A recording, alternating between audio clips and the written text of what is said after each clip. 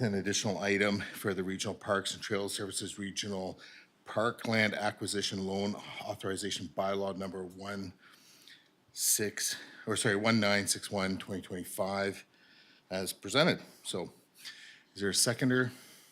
So seconded by Councillor Savage. And just for council's benefit, what I'm referring to is the additional information that was handed out. And I believe council was emailed on that as well. All right, so unless there's anything further, I'm going to move to calling the question. All those in favor? Opposed? That's carried unanimously. That takes us right away on to Mayor and Council verbal updates. Councillor Savage, if you wish. For me, thank you. Councillor Jones. Nothing from me, thank you. And Councillor Mundell. Yeah, just a little brief update. A few of us were fortunate to attend the UBCM conference in Victoria. It was my first time attending, and I just wanted to report back that it was a very interesting conference, and there were a lot of really good discussions happening at that level, and hopefully some of that information can be helpful in the next year coming up. And yeah, I think it was a worthwhile trip down, and it was nice that it was on the island, so we didn't have to go far, and that kept the expenses costs hopefully low. Yeah, so it was a good learning opportunity. Okay, thank you. And through staff, can we just turn off the air conditioner, please? Yeah, I just find it distracting. And it's not hot in here, so thank you, appreciate that. For myself, yeah, UBCM was good. Lots of networking opportunities, lots of time to meet with MLAs and their staff and so forth. And it was great to see our CAO attend as well. So, and same thing, networking with other administrators and MLAs and so forth. So it's, you know, it's really important that, and also Councillor Mundell and Councillor Lerner attended, as Councillor Mundell already spoke to. It's just important to really have a presence at these conventions. There's lots of learning opportunities, but really it's the relationship building that goes the distance, especially when we're looking at things of regional significance and things that we can potentially maybe partner on and so forth. You just never know what comes out of these things. So. But it's important again to have that presence, and I'm glad I was able to attend again. And you know, and I do take it's great that members, council, and I know not everybody attended, but it's not meant to be any casting any shade on anybody. But it's you know, like it is time out of people's lives to attend these, or councilors' lives, and you know, it's a bit of sacrifice to go to these as well. But it's you know, to attend on, you know, behalf of the community. And again, what comes of these can be of fairly significant importance. So, and I know everybody's attending when and where they can. So I'll leave my remarks there for this evening. Moving on, we have the consent agenda. So I'll just, any members, any items from the consent agenda are being requested to be removed this evening. Okay, hearing nothing, I'll move that the items listed under 6 in the consent agenda from 6A to 6C be carried. Is there a seconder? Second by Councillor Savage. I'll call the question. All those in favor? Opposed? That is carried unanimously.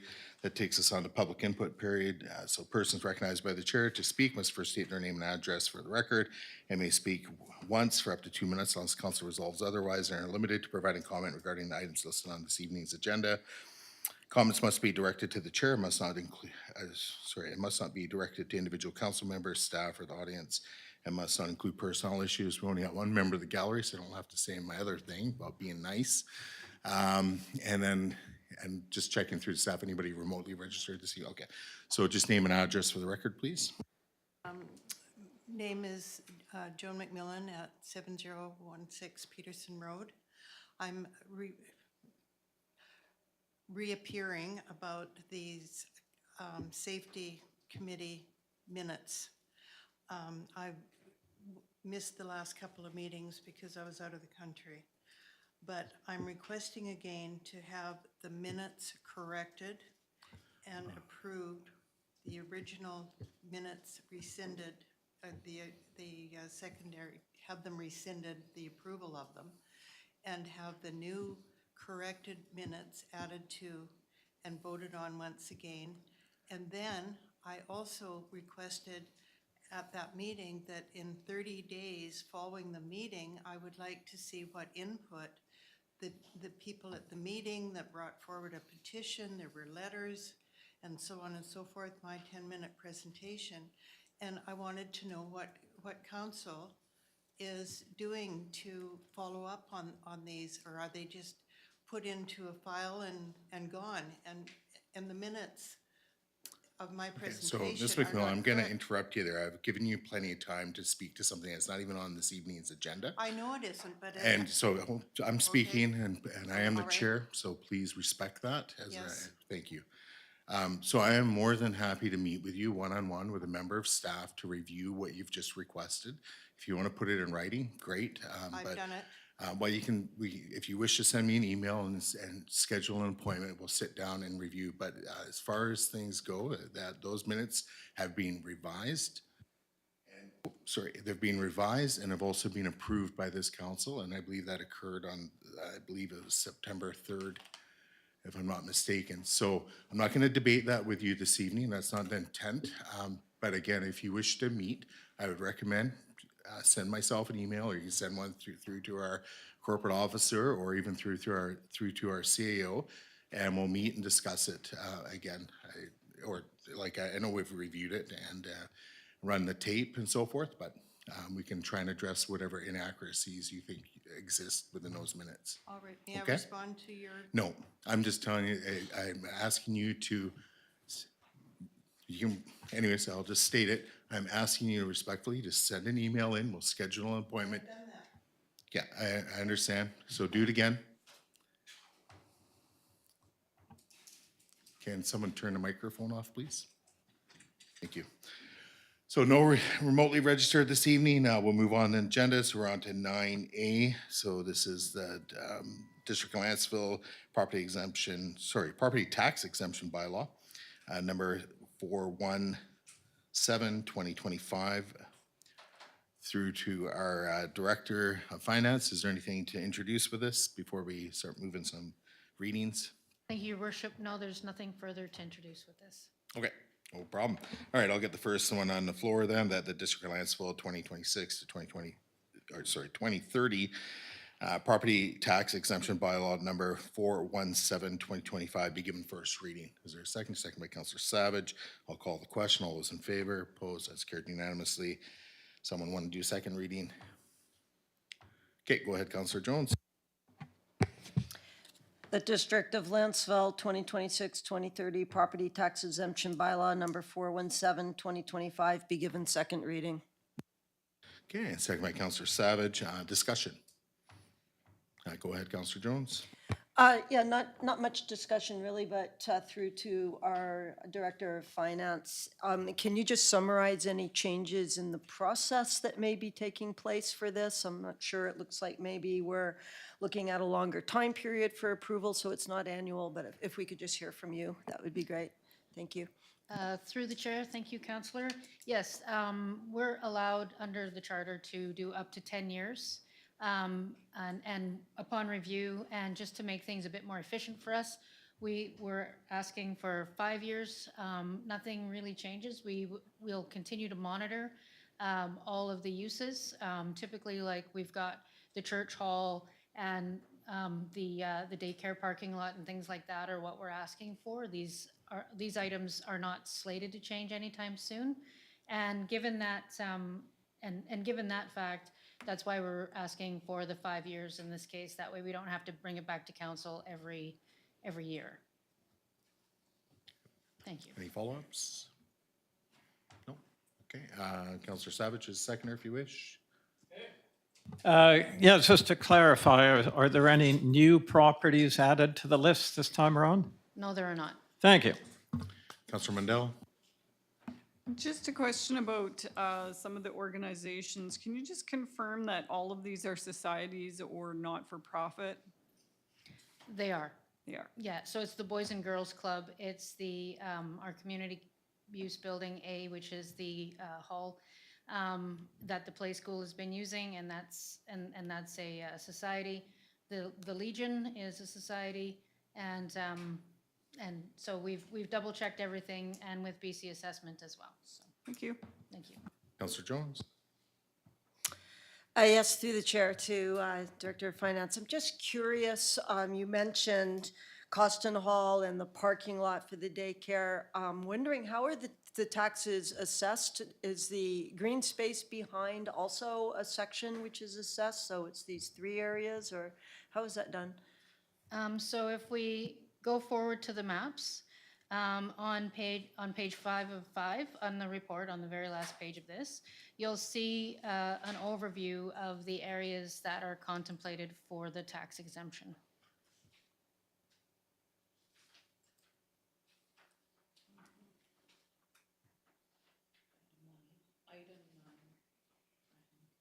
Page 26.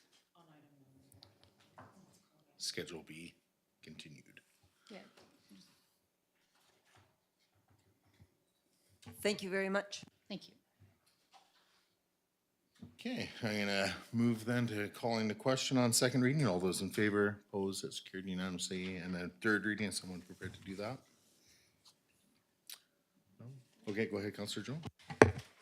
That District of Lantzville, 2026 to 2030, property tax exemption bylaw number 417, 2025, be given third reading.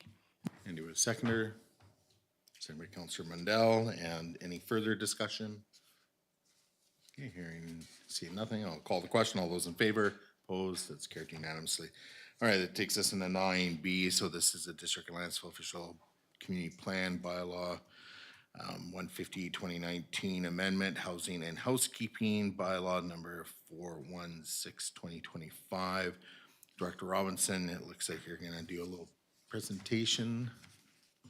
Yes, sir. Short presentation, I promise, and then I'll be happy to answer any questions the council has. So we have the accumulation of a project that started in January here on the council table before us today. Bylaw 416, 2025 is incorporating amendments that have come out of legislative changes from the 2023 session of the legislature. Primarily under Bill 44, the Housing Statutes Residential Development Amendment Act. So as members of council will recall, by June 30th of 2024, we were mandated to update our zoning bylaw to incorporate small-scale multi-unit housing and the small piece of the transit-oriented area around Woodgrove that crossed our jurisdictional boundary. And that was completed before the deadline. By December 31st of 2024, we had to update our housing needs report. It was an interim housing needs report, which is very important in the legislation, rather than a full housing needs report. The interim housing needs report basically is an update to the housing needs report that was done in concurrent with the former RDN housing needs report. So the RDN oversaw that process, as council will recall. It was completed and forwarded on to the province prior to the December 31st, 2024 deadline. The district will be required to do a full housing needs report before the end of 2028 under current legislation. The next deadline in the Bill 44 process is December 31st, 2025, which is this year, which is to update our official community plan to incorporate the housing needs report and other elements of Bill 44. So that's what we're doing here today. So as you recall, this has been an extensive project that started in January. This item's been to 2 committee of the whole meetings in March and in September. There were public engagement opportunities all through the process. We had some summer students help us to facilitate the engagement events and to help us with the drafts and some research. We've been engaging with the public extensively all throughout the process. Council recently saw the draft of the key chapters that are changing, which are the residential chapters, the regional context statement, as well as the new form and character guidelines for the small-scale multi-unit housing typologies. So council saw those at the September committee of the whole meeting. We went through those in extensive detail. We've now put it into a bylaw. Attached to your report today is a full red line copy of all the changes that are taking place and are being rolled into the OCP. Things that are being removed are in red, things that are added in green. Following second reading, we're required statutorily to host a public hearing, then third reading, and then adoption.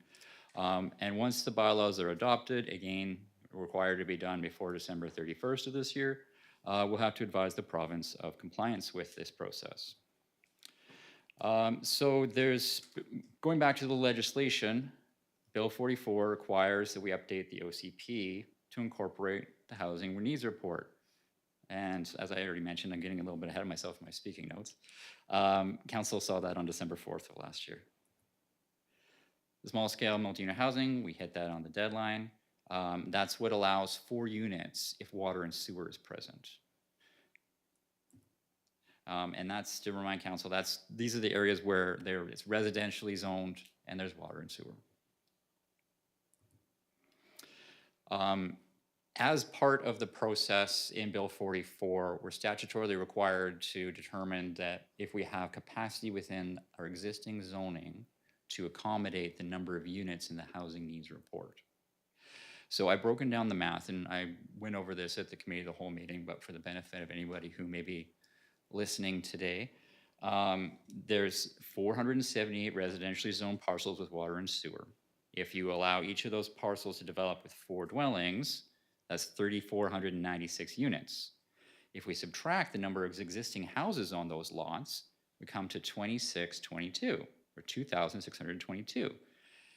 As part of the work that the summer students did, they went through all of our building permit records and determined in that area that has a water and sewer, there are 28 carriage houses and secondary suites. So we also subtract that from the total, and we get our total zoned capacity that exists in those existing areas, which is 2,594 units, which exceeds the 840 units in the Housing Needs Report. This is important because Bill 44 says if you don't have enough zoned capacity in your existing community in your zoning, you have to also identify new areas where you're upzoning to incorporate that housing. So by doing the math and including it in our council report, we're demonstrating to the province that we've done the math and we don't need to update our zoning bylaw to accommodate the additional housing needs. This number doesn't even include lots that haven't been created yet. So the Clark Med areas that haven't gone through final subdivision approval and the foothills area that hasn't, the future phases of the foothills that haven't gone through subdivision approval aren't included in this math. Just briefly go over the major changes that are coming, and I'm sure members of council will recall this from the September Committee of the Whole meeting. We've updated policies in section 3.2 on the regional growth strategy to incorporate the new RGS that was passed by the RDN board in 2024. We're required to incorporate the latest items from the RGS as per the Local Government Act. We reviewed the changes that are in the bylaw before you today with the RDN staff. They had minor housekeeping things, but overall, they are very happy with the amendment. We updated the Section 5 residential policies on rural residential, estate residential, and residential designations to incorporate the Bill 44 small-scale multi-unit housing items, provide clarification on density and pieces like that, as well as a couple housekeeping pieces.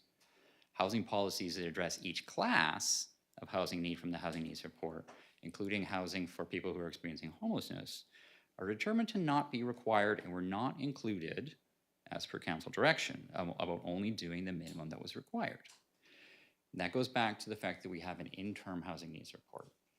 Once all municipalities do a full housing needs report in 2028, we will be statutorily required to incorporate policies for all those other housing typologies in our OCP in 2028.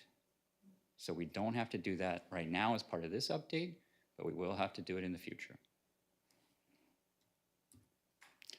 Development permit guidelines. So this is, if council will recall the discussion from the March Committee of the Whole meeting, this is something that we flagged because the existing guidelines in the form and character section were really written for the village core.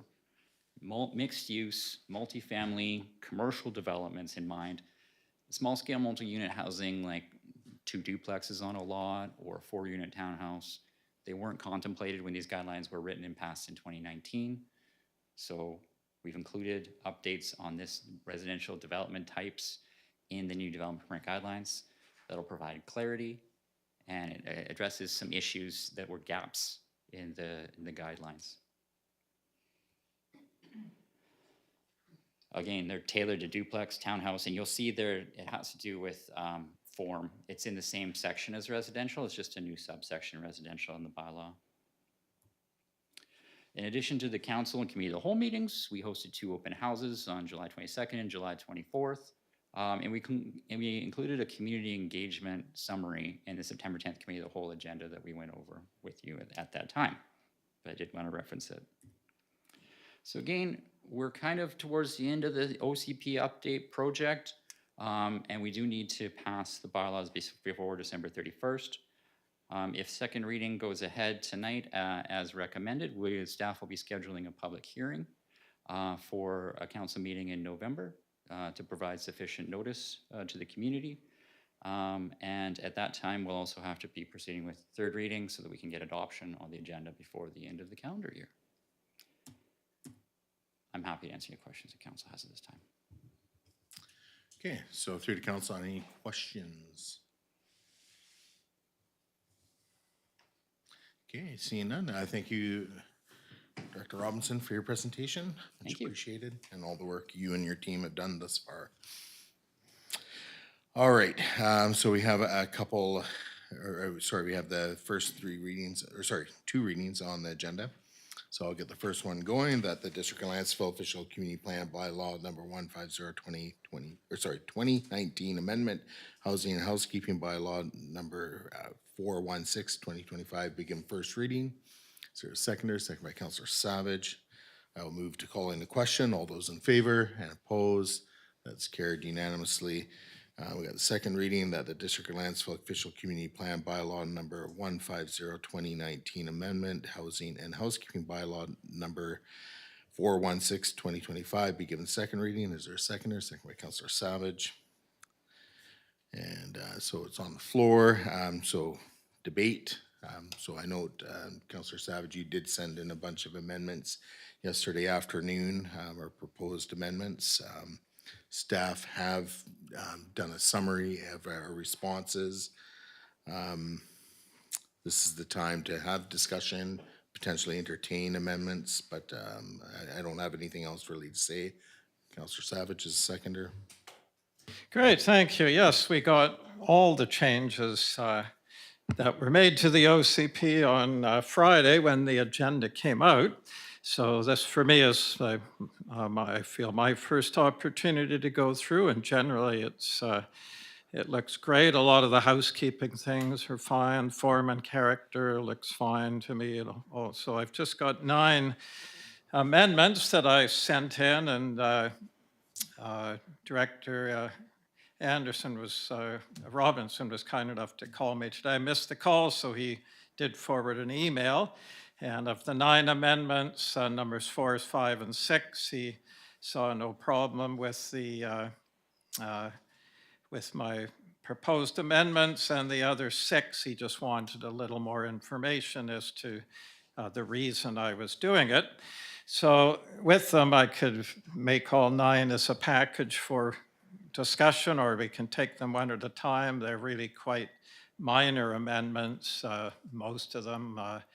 There's a few housekeeping ones, and others I feel that weren't mandated, so would rather not have them in there. It's about half and half housekeeping, half ones. So at any rate, I'll wait for my amendments to hear if anyone else has a chance to speak, and then I'll go ahead making my amendments, all 9 at once or individually, whatever council's pleasure is. Thank you.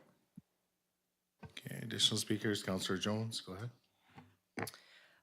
Yes, for me, the purpose of this meeting is to be looking at and approving the changes to the OCP that are required by Bill 44, as well as some minor housekeeping details. So in the interest of keeping this meeting on task and relatively short, I would suggest that those amendments, Counselor Savage, which go beyond the scope of what is required, that we approve those amendments. So we are just sticking with changes that are required. Not to say that we won't look at those in the future, but perhaps tonight isn't the time for that discussion, as we are just to be looking at required changes in this round of OCP amendments. Thank you. Additional speakers on the amendments that are being referred to. Yeah, okay, so I'll kind of maybe weigh in a little bit more.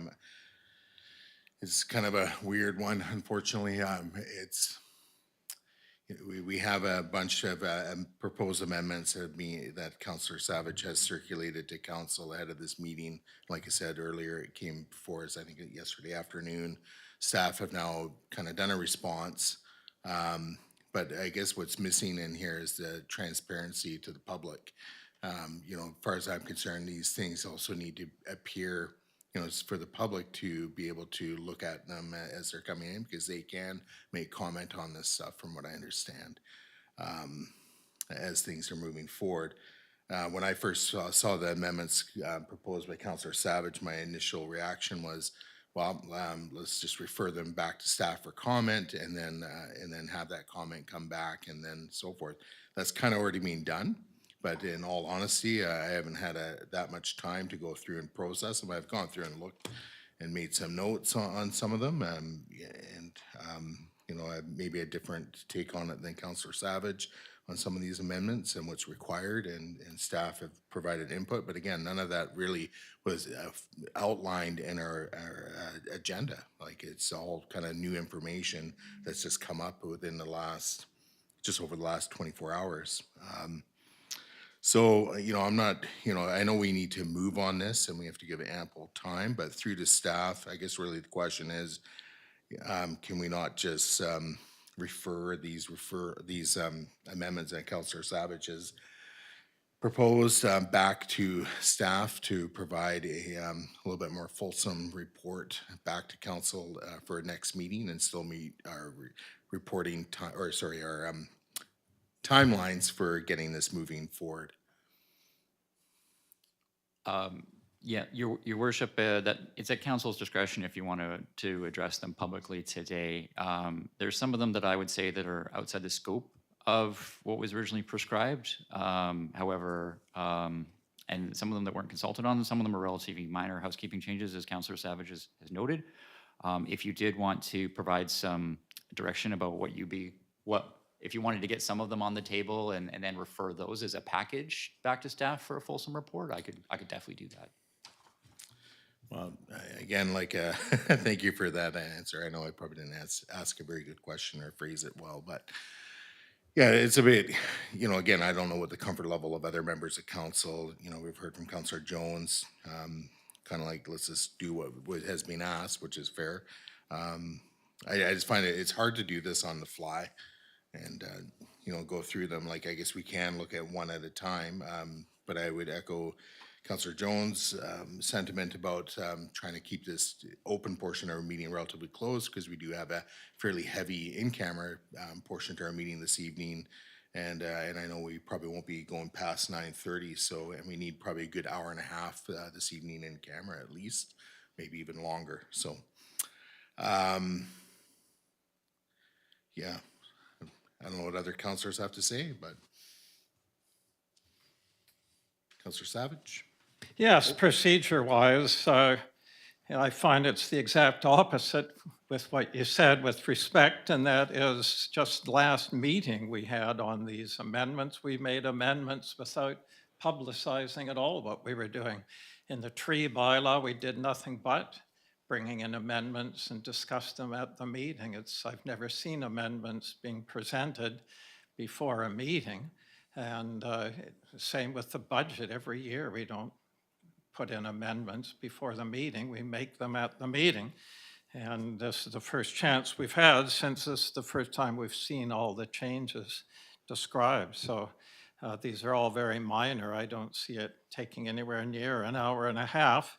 I see going through this no more than 20 minutes it should take. I can explain each one. We can take them one at a time, but some are so minor, just housekeeping matters like leaving development officer instead of approving officer. That's a nothing thing. There's a number of them that are like that, very minor, just housekeeping. About half of them are simply housekeeping changes that to speak about, so it shouldn't take any time at all. So I'd like to proceed with making amendments to them. That's why we're here tonight. In the agenda, it even prescribes how we go about making amendments, so it's fully expected to make amendments. So at any rate, I'll get things going then. I'll take them. Well, actually, just hold on, Councillor Savage. I do have Councillor Wendell to speak, and just before we start getting into amendments, just so we can hear thoughts around, are we going to be doing this evening or not? So, Councillor Wendell. I'm fine with going through them this evening as long as we try to stay very succinct and that we don't end up repeating the same sort of arguments over and over again. So in the interest of efficiency, sure, we can go through them, but let's try to, keep it straight and to the point, please. That'd be my request. Councillor Jones.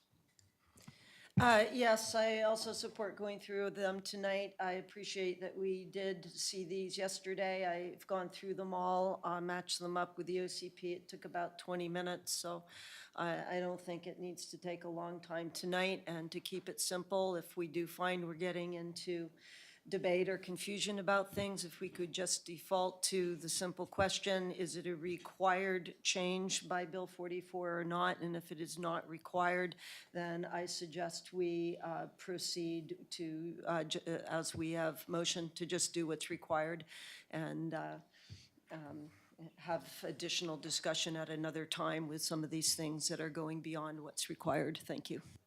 Okay, and just before we get into it, Councillor Savage, the only comment I really have is, I do appreciate we're getting the amendments ahead of time, but staff was trying to respond and they did. It's just, they're trying to give council information on what does this mean, what are the implications to it, and maybe that has been fully exhausted. Or we have, complete information to make our decisions on, but I'm sure staff will probably be giving some feedback on these, not entering the debate, but just giving some feedback or information on the individual amendments. So go ahead, Councillor Savage, if you want to start at the top, and we'll take them one by one. Thank you. That the motion on the floor be amended by adding as amended as follows. Number 1, agenda page 101, 5.23, clause 1, insert at the end of clause 1, in addition to desired parkland locations shown on map number 5, parkland may be considered in any locations throughout the district. Okay, I'll second it just to get it on the floor. Go ahead, Councillor Savage. Yes, thank you. This is very minor. It's staff themselves did a housekeeping matter on this very page, and that's item number 6, where they've inserted the words "if approved by council." And this is the decision of cash in lieu or parkland. In 2023, council approved a motion that such decisions had to be approved by council. And that's indicated by inserting that in the housekeeping as a logical extension of that housekeeping. It now means that parkland can be anywhere, because previous to that, the staff were only looking where stars were on map 5 and then taking cash in lieu if it wasn't near a star on the map for acquiring parkland. So it's simply there to ensure that that it means beyond map number 5 stars that we now have the authority to put parkland anywhere we want, since it's our decision. So that's all that it is. Thank you.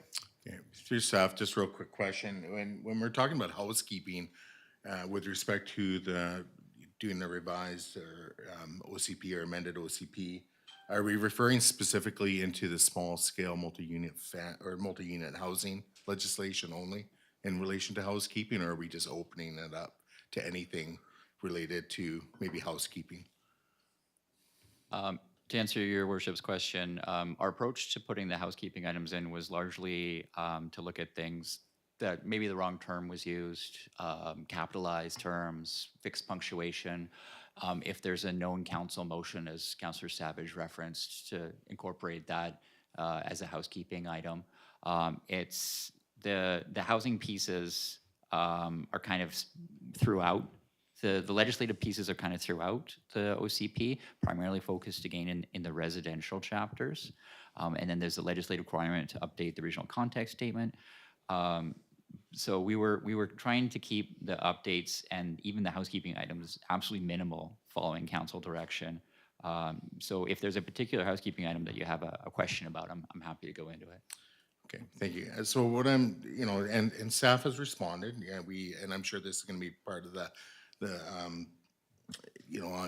be added to the, I guess, agenda materials to go on the website and so forth, but the response is, this is outside of the scope of the residentially focused update of those, to those EP, no concerns with the particular language, but it was not consulted on and may be beyond the scope of a housekeeping item. Councillor Jones has already indicated, is this a requirement of the actual new legislation or not, or Bill 44? And I don't see this as falling within that. This is something that probably should have been, or sorry, it should have probably been made public as we were doing the consultation, so people could have maybe provided feedback on it. It seems to, again, and unless the staff is changing their view on this, this one should be voted down. It's that simple. Councillor Jones. Yes, respectfully, I disagree with you, Mayor Swain. This has, as Councillor Savage said, it's been tidied up as a housekeeping point in another part of the OCP, and I think this will help give some clarity here and tie in a little bit better with that. When you look at map 5 and you see the stars on the map, these stars have never been intended to be the only areas where there are parks. And as we know, we, as a district, not necessarily this council, have acquired parkland in addition to those areas. And this simply makes it clear. Why it is so important is that in going forward and developing as a community and developing more housing, it is extremely important that we keep the notion, the concept in our planning of acquiring park space. And often that is done with strategies like having higher density areas in order that you can have some parkland around them. So I think this speaks to something which is key to the character going forward of this community, and I do support this amendment. Any additional speakers on this item? Okay, I'll call the question in a moment. Yeah, I won't be supporting it because I just feel like it's not following the process we outlined. And for that reason, I can't support the amendment. I don't disagree with what's being said, but in terms of, looking at the advice that's being provided and, the fact that we, we were not consulting the public on it as we're going through this amendment, I just simply can't support it. But it's not saying it's not a bad idea. It's just, we're not following process. So I'll leave my remarks there. Councillor Mundell's your hand up. Go ahead. Yeah, as I flipped through, or as I read through it last night, and I did notice that there are some changes that have been recommended in the green that aren't necessarily housing needs report related. Some logistical updates, some statistical changes and things like that, but little words and things that have been added that do kind of change the way that the paragraphs read and add some information. So I don't really see this as any different than that. So I think I'm okay with this because as I flip through, you know, that I do see inclusions of phrases and things that also add and aren't necessarily housing report, I would, in my opinion, related. They're just updates and changes and little tinkers here and there. So I think I can support this based on the fact that we're not, or I'm seeing some other changes in here as well that aren't necessarily housing needs report directly related. Okay, so I'm gonna move to call in question then on amendment. All those in favor and opposed, remarks remain opposed, that carries. Okay, Councillor Savage, next amendment. Yep. That the motion of the floor be amended by adding as amended as follows. Number 2, agenda page 106, 5.2.7, clause 2, strike all wording and the chart and insert subdivision of land and density where municipal water and sewer services are available will be determined by the applicable zoning bylaw. Subdivision of land and density without both municipal water and sewer services will be determined by the applicable zoning bylaw and island health subdivision standards. Yeah, seconded, and then Councillor Savage, go ahead. Yes, thank you. So I just thought this was a simpler way to handle this number 2, and it's generally in OCPs. I don't see that sections of zoning bylaws are pulled out and put in them.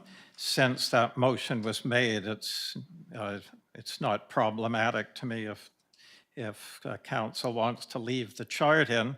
The 2 things that are new that I would like to remove is that first sentence in number 2, where it speaks to just one zone, which is R4, and doesn't speak to any others, and gives an example of the density and lot size for that one, but doesn't do that for any others.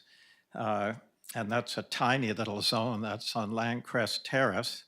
So it's hardly an example for all of Lantzville. So I'd like to see that removed. And then the other one that's problematic is where it says for residentially designated lands without both municipal water and sewer services, the gross development density is 5 units per hectare, 2 units per acre. And for that one, it's quite simple. That was not in our current OCP. So it's something new, and it's not mandated by Bill 44 to have in there. So I would like to see that one removed. So that's the choice, is to go to remove all of it, replace it with the words that I've given, or to leave the chart in there and to also include the words that I've given. Up to council, but I'm just going by what was in our former OCP. And thank you. Okay, so for myself, I can understand maybe the concern around the beginning of the section 2 there. I think the way it's worded, or how I interpret or read it, is it's just pointing out what the maximum is. It's not referring necessarily to one specific zone, but if that's problematic or for anybody, I'm fine with having that removed. I think maybe it can just simply be reworded in terms of, for the purposes of further subdivision, please refer to the following table, because it just outlines what the maximum densities are for each zone. I think that would work. I think the way it's worded, and maybe staff can, confirm or refute what I'm saying, but it's just outlining what the kind of like the highest density situation is going to be. And then, yeah, but other than that, I would like to see the chart remain, because I do feel that it does give a high level of clarity. And then, as our OCPs, with the intention of our OCPs, are supposed to be the policy documents that inform our zoning bylaw, so there needs to be consistency between the two documents, and this just kind of has even more consistency or shows higher level consistency. So I'd like to see the chart say change. I don't know how that works necessarily with the proposed amendment, because it is saying to strike the chart rather than just strike all the wording and leave the chart. Maybe we'd have to amend it. But anyways, additional speakers. Councillor Jones. Yes, I agree. I'm fine with the chart being there. I also agree that the first 4 lines under number 2 are perhaps not providing the clarity that we want to zero in on. So I would be fine with Councillor Savage's suggestions or with yours, Mayor Swain, where we simply say, for the purposes of further subdivision of land where municipal water and sewer services are available, strike everything after that and just refer to the chart below. Is that satisfy what you were after, Mayor Swain? But, sorry, I think it does, but I think as long as the basically principal author knows how to amend it, that's the key. So Director Robinson? Yeah, thank you, Your Worship. Really interesting discussion. I'm the planning geek in me is nerding out right now. So I see where the direction is going. What I would advise is if you're going to say where water and sewer services are available, this chart applies. You should also have a policy in there for where water and sewer services are not available. So if you look at the red lined sentence at the bottom of that page in your attachment 1, the red line copy, that sentence was in the original 2019 OCP. So that said it said for subdivisions, the gross development density of areas designated residential outside the village area is 5 units per hectare, 2 units per acre. So that's where I got the 5 units per hectare on that last green line right below the table. That's where I got that from. So I basically said, what this policy says in layman's terms is that if you have water and sewer, look at the table. If you don't have water and sewer, the sentence underneath the table applies. Yeah, and I think maybe that's the simplest version, but it's also probably the most explicit version, is because there's just less words. It's direct and to the point. Through to the rest of the council, or Councillor Jones, do you have any follow-ups or?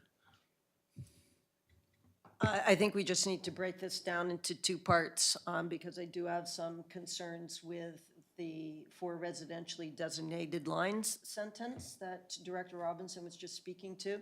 So perhaps we could consider that after we first consider what is above it, the table and that initial paragraph. It might just simplify the discussion a bit. Okay. Councillor Savage, it's your amendment. I think Yes, you've heard the okay, I'll discussion. amend this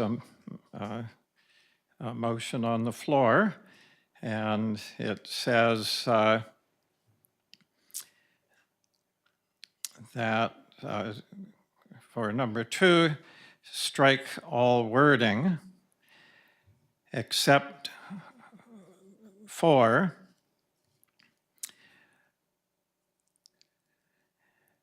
the purposes of further subdivision of land where municipal water and sewer services are available. The following table lists the current residential zones, maximum lot sizes, and density based on 4 dwellings per parcel, and include the chart.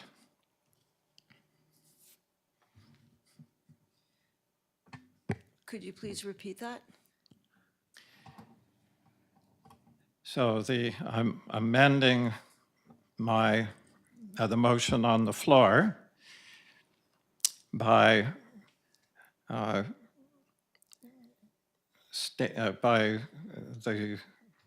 following, inserting so the motion will read, strike all wording except for the following table prescribes for the purpose of further subdivision of land where municipal water and sewer services are available. The following table lists the current residential zones, minimum lot sizes, and density based on 4 dwellings per parcel, and include the chart.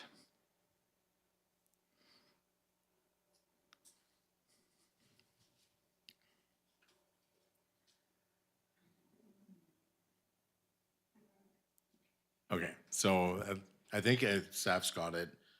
Okay, so I'll second the amendment. Anything further to add or debate on that, Councillor Savage? Yeah, so basically all we're doing is we're striking that section where it says a maximum density of 50 units per acre, et cetera. We're striking that sentence, that part of the sentence, and then the only other thing we're striking is for residentially designated lands, both municipal water without water and sewer at the bottom there. So, and what we're including is most of what's there, what I just read. Yeah, I think I'm good. Council, through the rest of the council on the amendment. Okay, so we got nodding, so I will move then to calling the question on the amendment. All those in favor, opposed, that's carried unanimously, and then we're back to the main motion as amended. The only thing I need read back from staff is everything that follows like after the chart. That's the part I'm kind of a little bit maybe lost on, if we can just read this.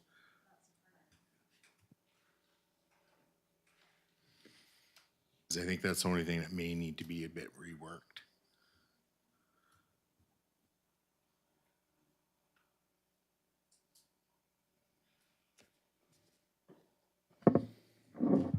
So hopefully I have this correct from what I understood, but maybe I'm wrong. So I have, this is amendment number 2, agenda page 106, 5.2.7 clause 2.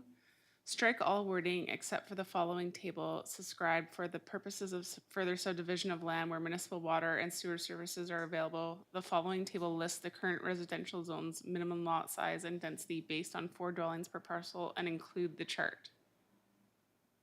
Yeah, that's captures, I believe, what council Okay. approved, yeah. So then we're just stuck, we're on the second part, or basically at the green, well, for the residentially designated lands, right, Councillor Savage? Is that the? Yep. So the second part, so if we're on the main motion now. Yeah, main motion, yeah. So, because we removed part of the amendment was removing the initial wording at the beginning, so then it would be an insert. Subdivision of land and density where municipal water and services are available will be determined by the applicable zoning bylaw. Subdivision of land and density without both municipal water and sewer services will be determined by the applicable zoning bylaw and Island Health subdivision standards. That's what's left on the main motion.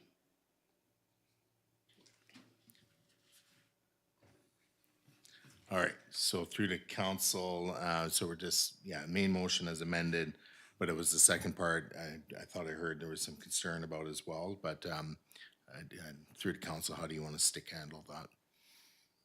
Councillor Jones, oh, sorry.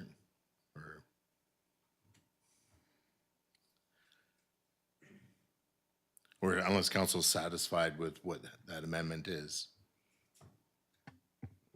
Councillor Jones? So just to make sure everyone is understanding what's going on, myself included, we're now looking at this one sentence, are we, for residentially designated lands without both municipal water and sewer services. The gross development density is 5 units per hectare, in brackets 2 units per acre. Are we now discussing That's- whether or not we want to keep that sentence, that amendment in there? That's correct, because, and as per the initial amendment that was made, or the initial motion that was made, it was to basically,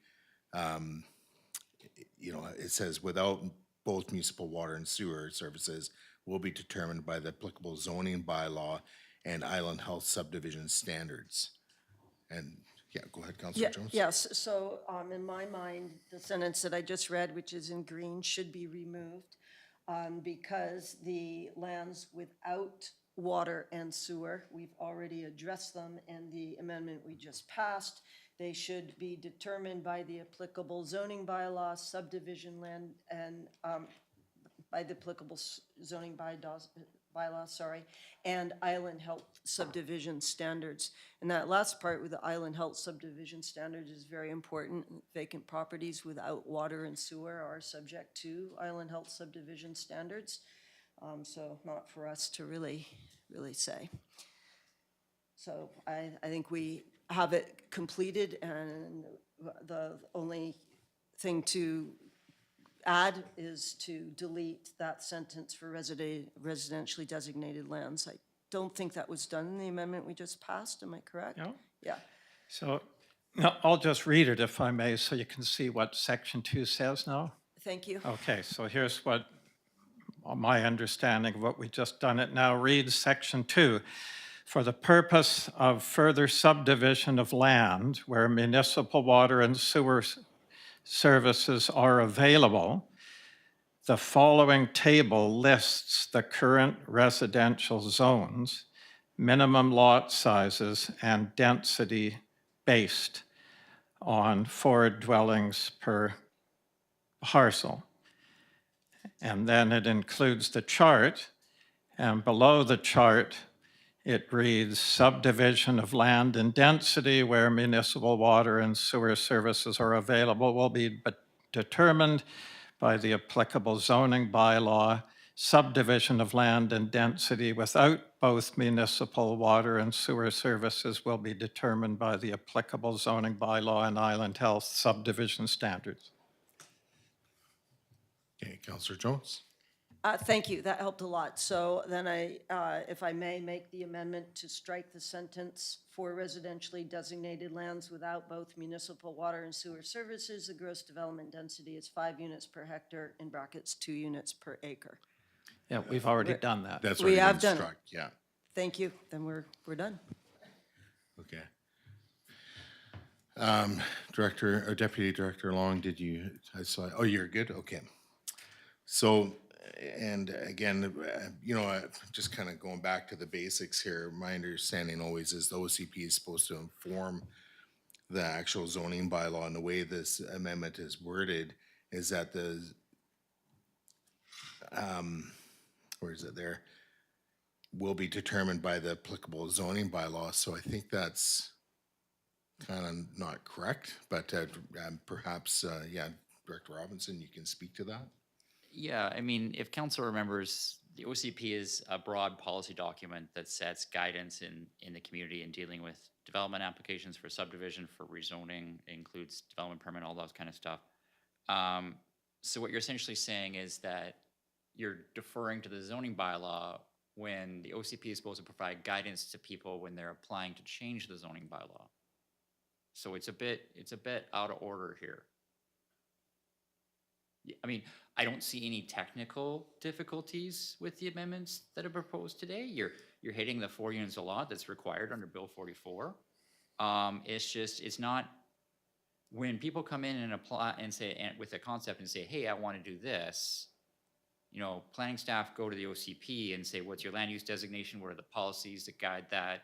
And say, you should really look at this, you should really look at that. So ultimately, if there's not guidance on something in the OCP, it'll ultimately come down to the zoning change itself. So what you're essentially saying is you want those kind of applications to come forward, and you'll make that determination when it's a zoning bylaw amendment.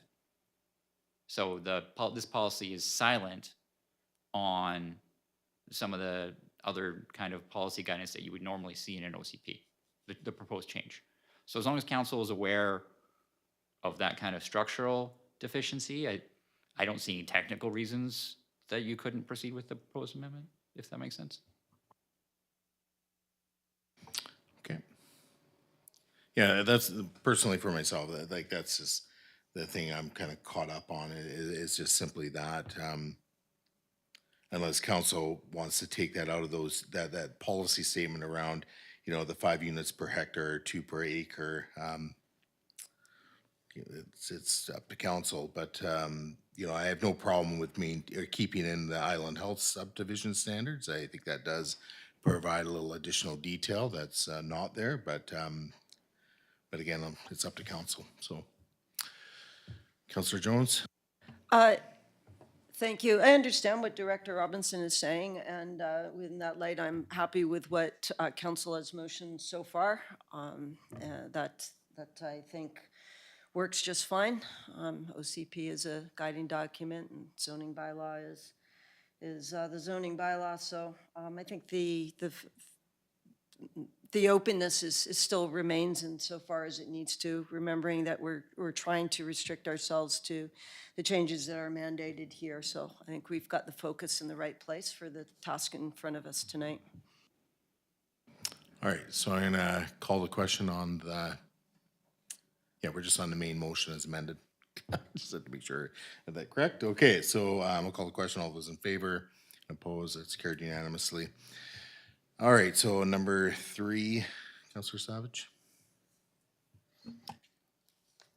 Okay, that the motion on the floor be amended by adding as amended as follows. Number 3, agenda page 108, clause 10, delete 10. Okay, I'll second that one. Go ahead, Councillor Savage. Yes, thank you. First, I'm just viewing this, and I'd like to hear from staff so I can explain to staff. It's just the only thing I'm worried about here. I do understand that with SMU and Bill 44, it's limited to lot sizes 280 to 50 meters squared.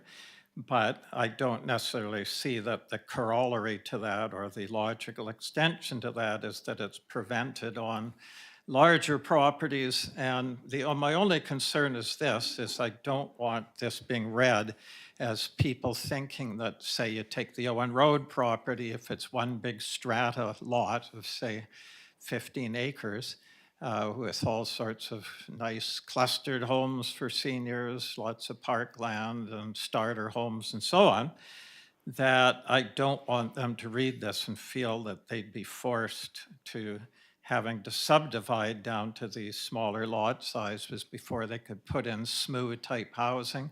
So through chair to staff is, what do you think about that, Director Robinson? My concern there, it's just for strata properties where a large property wants to have SMU type housing, but doesn't necessarily want to subdivide down into fee simple lots, that sort of thing. Can you see a way to address that or make it clear that that's what this is not meant and so on? Or? Through your worship to the councillor, no, thanks for that. That's helpful in kind of wordsmithing this. I do agree that the clause 11 that was proposed and that was discussed at the September committee, the whole meeting, would limit that, and I think that's why council motioned to remove that item. Clause 10 still really just says that we're prioritizing the preservation of larger lots, which is again this policy kind of that it goes over, you know, and guides development decisions. And so what's essentially saying here is small scale multi-unit housing, the 4 units a lot. The province only requires us to permit that on lots of less than 40, up to 40, 50. And so that's essentially where that number came from.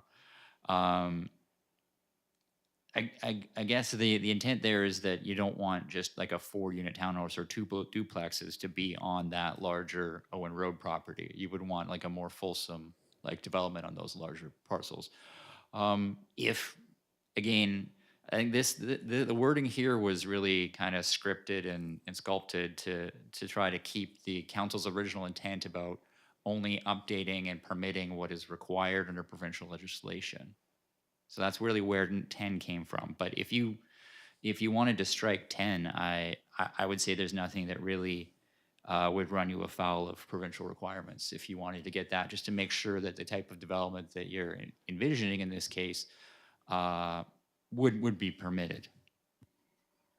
Yeah, so we could either just, this is new, it's a change that wasn't mandated, I believe. or it could be replaced by simply saying that Bill 44 and the SMU, the small-scale multi-unit housing, does not apply to or is not mandated on the larger lots. It could be phrased that way.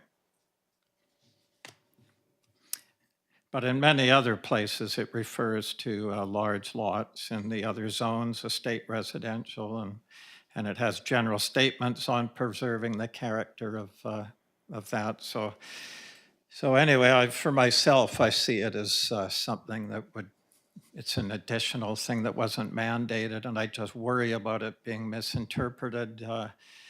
In other words, people would feel they're being forced to go down to the smaller lots, that's all. So I would just as soon remove it. I know that it does have the preservation of larger lots in many places throughout the OCP, including rural residential, estate residential, and then in general comments about it as well. So I think I would just prefer to have this removed, and if you don't want it removed, then to at least replace it with something that says Bill 44 and SMU does not apply to, or just Bill 44 does not apply to the larger lots as a mandate.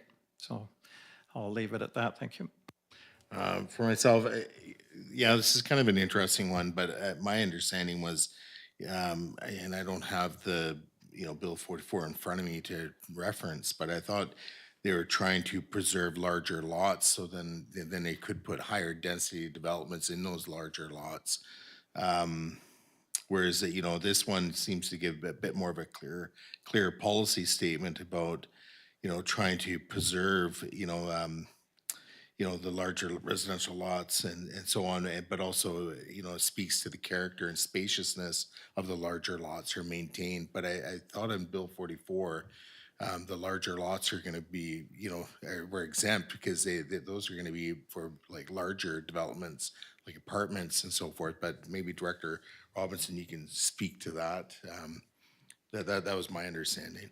Yeah, I think your understanding is correct, sir. And to clarify, this policy wouldn't prevent people from subdividing so their lots, if they comply with zoning, right, and subdivision regulations, it wouldn't prevent people from subdividing so that their lots were smaller than 40, 50.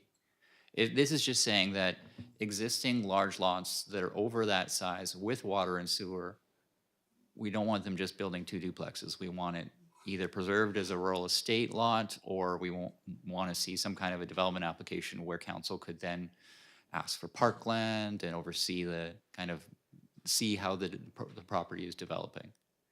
So ultimately the goal here with adding this language was to try to keep the large lot goals that the district has and address the SMU piece. But Councillor Savage is absolutely correct in saying this isn't actually a requirement. It was just trying to meet council guidance. So if you want to strike it, you absolutely can. Councillor Jones? Yes, I'd just like to keep it simple tonight. That would be my preference here, so I would support removing it.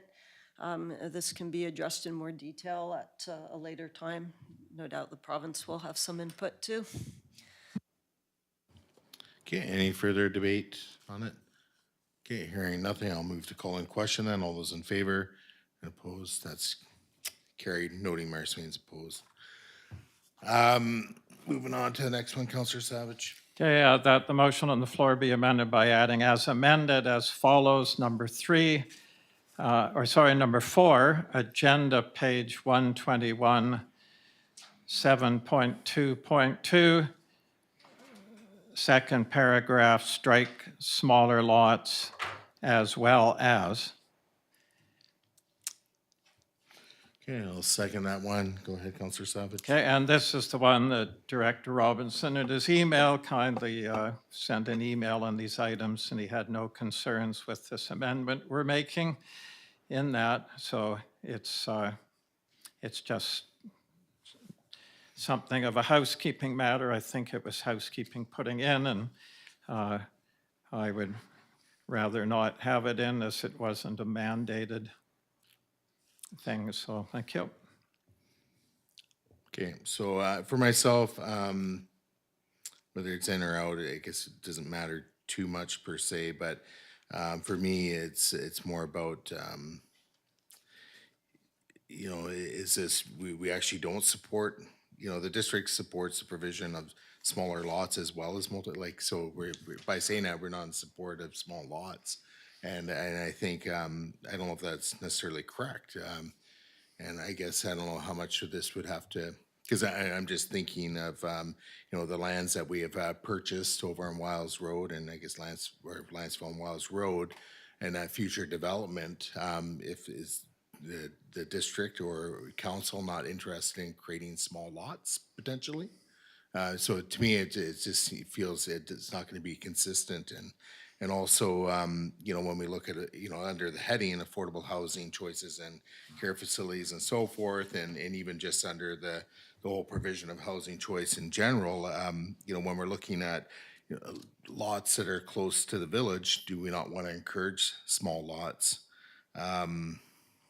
So, personally, I'm okay with how the policy statement reads as it's stated in there. But again, if council wants to remove that, then, down the road, I don't know how that lends or, to council's position whether or not they're going to be okay with smaller lots in future. So anyways, I'll leave it there. Councillor Jones. Yes, so just thank you through the chair to Director Robinson just for his response to this one, which was no concerns with this particular language as it maintains the need to incorporate the housing needs report into the OCP documents. So thank you for that, and I'll support the amendment. Okay, anything further before I call the question? Okay, all those in favor and opposed, no Mayor Smith's opposed, carries. Next item, Councillor Savage. Okay, that the motion on the floor be amended by adding as amended as follows. Number 5, agenda page 129, 8.2, clause 6, strike the pacing of growth must allow for these targets to be met, and insert the district supports the housing needs report. Okay, I guess I'll second it. Go ahead, Councillor Savage. Yes, again, this is something new that was not in the former, our current OCP. So if it's not mandated, I don't see the need for it if it's not mandated. And just by saying that district supports the housing needs report is adequate. So, and this is one that, again, Director Robinson sent by email. He had no concerns with this one. So I think it's best to remove it, but make it clear that district supports the housing needs report. And there's no mandate to ensure things are built. It's just zoning capacity. So I think that's adequate. Thank you. Sorry, I have nothing really to add. I actually skipped this one when I was doing my review. Councillor Jones, go ahead. Yes, thank you. So I support this amendment, and I also apologizing for misquoting this with the last one we were considering. The meaning's basically the same, but my apologies. Anything further on this one? Okay, hearing nothing, I'll call the question. All those in favor, opposed, that's carried unanimously. Next one, Councillor Savage. Okay, that the motion of the floor be amended by adding as amended as follows. Number 6, agenda page 151, last bullet, delete changes, restore former wording, except for changing the name from ENN Railway Route to Island Rail Corridor. Okay, I'll second that. Go ahead, Councillor Savage. Yeah, this is dead simple. It's just that there's no need to change it. It's simply said in the current OCP that it defines this as a transportation corridor. And in the new wording, it seems to limit it to multi-use trail. So I fully support multi-use trail along there, but I don't want to limit that to being the only use. And just by saying it's a transportation corridor, does not limit it having multi-use or many other things we might want for it in the future. So it was a housekeeping change, but I think it's a housekeeping change that actually somewhat changed the policy. So I'd rather just revert it back to leaving it as a transportation corridor, which allows a whole, panoply of things. Thank you. Okay, additional speakers.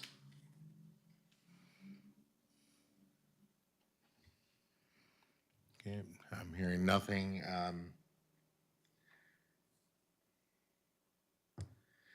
Yeah, okay, so yeah, for myself, my notes on this one is just, it's just questionable for me, and within the whole scope of the exercise we're doing here with the small scale multi-unit zoning stuff. Yeah, I just didn't feel that it really, I was fine with actually all the amendments, so I'm actually okay with keeping it the way it's being amended, but through the council, anything further? All right, I will move to call in the question then. All those in favor, opposed, that's noting Mayor Swain's opposed, carries. Next item, Councillor Savage. That the motion on the floor be amended by adding as amended as follows. Number 8, agenda pages 166, 170, 172, 175. After the newly proposed word apartment, insert on lot sizes 280 meters squared to 450 meters squared, serviced by community water and sewer.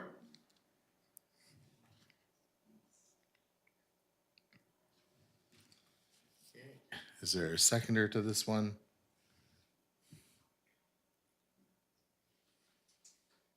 Councillor Mandel seconding. Go ahead, Councillor Savage. Yes, thank you. This is just to ensure that it's within the mandate of, or rather in the direction of just what was mandated.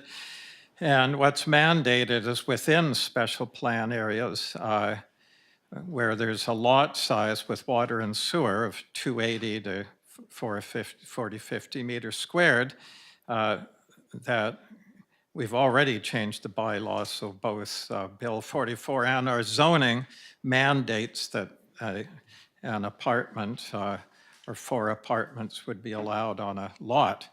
So, but going beyond that is new policy.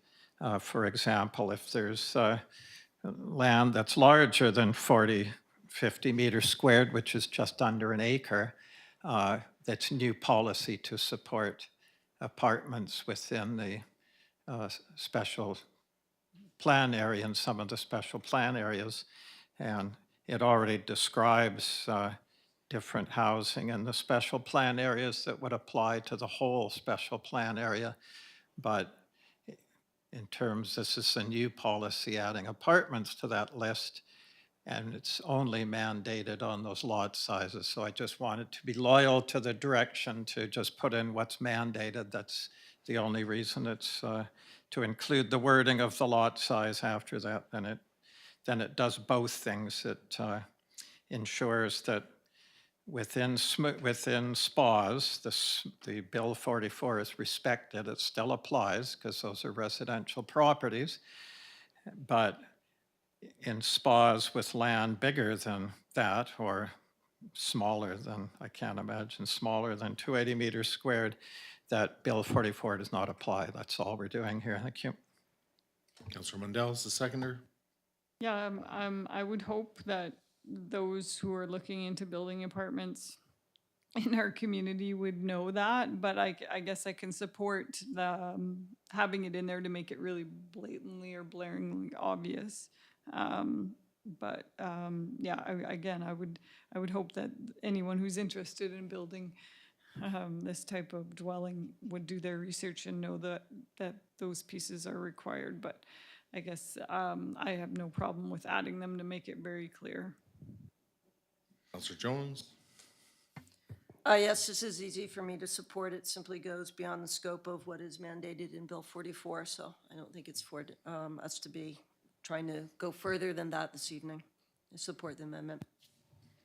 Okay.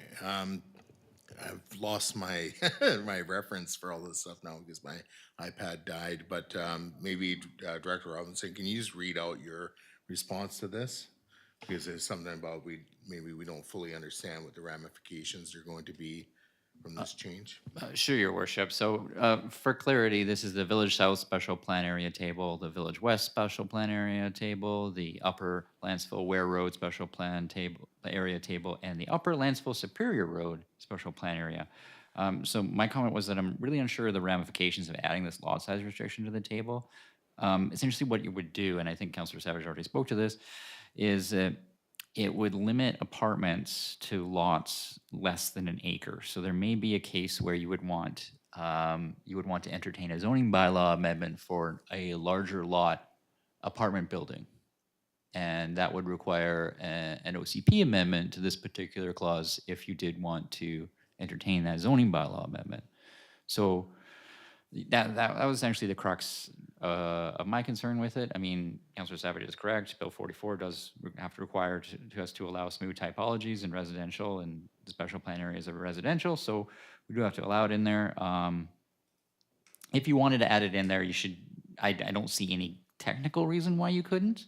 But again, it would, if somebody wanted to build apartments on a larger parcel and then strata the apartments, it would require an OCP amendment to allow them to do that. If, for example, they had a 2-acre site, which would allow more parking or communal garden feature or whatever, then they would need an OCP amendment in addition to the zoning bylaw amendment. So as long as council is aware of that, I don't see any technical reasons why you couldn't pass this amendment. Okay, thank you for that. All right, I'll move then to calling the question then. All those in favor, opposed, that's carried unanimously. Next one, Councilor Savage. All right, this last one is so minor, but anyway, it's that the motion on the floor be amended by adding as amended as follows. Number 9, agenda page 236, 11.20, insert development officer and before approving officer. Okay, I'll second that. Go ahead, Councilor Savage. Yeah, this was basically, it was almost humorous, but it's, I don't know what development officer is. And I know that some of the bigger cities have departments, development departments, where they actually can be referred to as development officers that handle development and planning departments and so on. But there's no formal term I've ever found of what a development officer is. And, you know, the other way we can do it is just leave it and not change it at all, just leave the original wording. But since it's a meaningless statement now because no one understands what it means, and it's kind of benign, it's not a big deal, that if you want to add approving officer, because it is correct, the community plan does apply to approving officer having to follow it as a direction.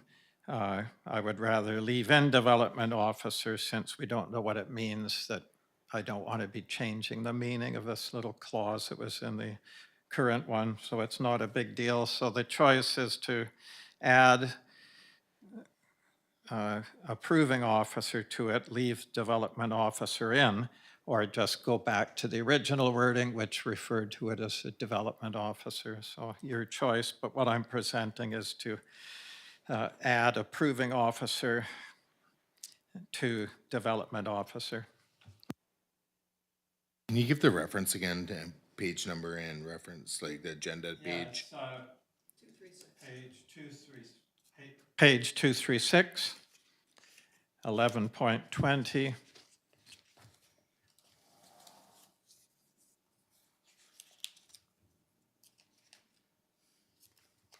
Okay, so Director Robinson, go ahead. Yeah, thanks, Councillor. So I did an extensive search, and in British Columbia, there is no statutory role of development officer. You're right. Some municipalities create that role and then delegate certain powers to that role, and that's how they do it. But Lantzville doesn't have that. Lantzville does have an approving officer, which is a statutorily defined role. So that's why we just suggested removing development officer and just changing it to approving officer. Oh, jeez. So helpful. Thank you. Oh, it's, If I may answer, I don't see any concerns with your amendment if you did want to keep the clause in.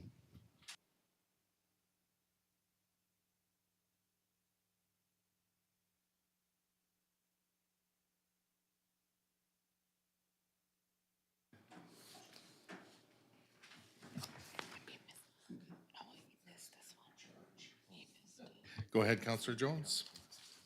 Yes, I'd just rather support keeping them both in, just, it was there for a reason, and I don't know the background to all of it, so let's add approving officer and leave development officer in.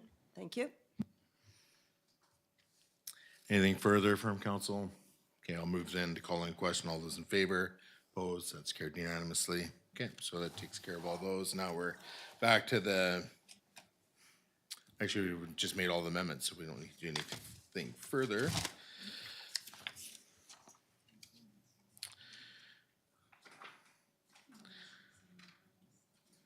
So through the council, is someone prepared to move second reading as amended? Go ahead, Counselor Savage. Hey, that the District of Lantzville Official Community Plan Bylaw 150/2019, Housing and Housekeeping Bylaw number 416/2025 be given second reading. As amended. Was that? As amended. As amended. Okay, I'll second that. Then any further discussion through the council? Yeah, go ahead, Counselor Savage. Yes, I just wanted to point out some of the good things that was done. There was certainly a lot of reading over the weekend, just tons of changes in there, and we've updated a lot of the stats and names and so on and so forth. The regional growth strategy, that's what it used to be called. I forget what it's called now, but anyway, that's been updated, and also the form and character, I did go through that, and I think it's a good thing that we got some changes there that will help, with SMU housing. The infilling and so on, it will likely help, and we may think of other things to amend and so on with that at another time when we see what they look like. But I think for now, it's just getting this done to make sure we have the time to get it through well before the end of the year. So thank you to those that worked on it. I haven't met the students, so I don't know what they were like, but anyway, it's all looking good now, I think. Thank you. Just gonna move then, call in question. Actually, I was thinking about this. I don't know if the motion is required per se, if it's redundant, but I think it's just all encompassing of all the amendments made, so I think it's appropriate. So I'll move then to call into question then second reading as amended. So all those in favor, opposed, that's carried unanimously. Next one, that I'll just make the motion that a public hearing for official community plan amendment bylaw number 416 be scheduled. There's a seconder for that. Second by Councillor Jones. And then for discussion, I have nothing to say. Councillor Jones. Nothing to add, thank you. Okay. And through the rest of the council, go ahead, Councillor Mandel. Yeah, I just want to really encourage the public to take part in these opportunities. It's really, this is the chance to weigh in. So I look forward to seeing the date for this and encouraging our community to participate. Okay, Councillor Jones. Yes, thank you, Councillor Mandel. I'll just add to that for the information or just clarity to the public. These changes are just housekeeping details and what is mandated by Bill 44. So please don't come to the sessions thinking that there have been major changes to the OCP that go beyond what is required.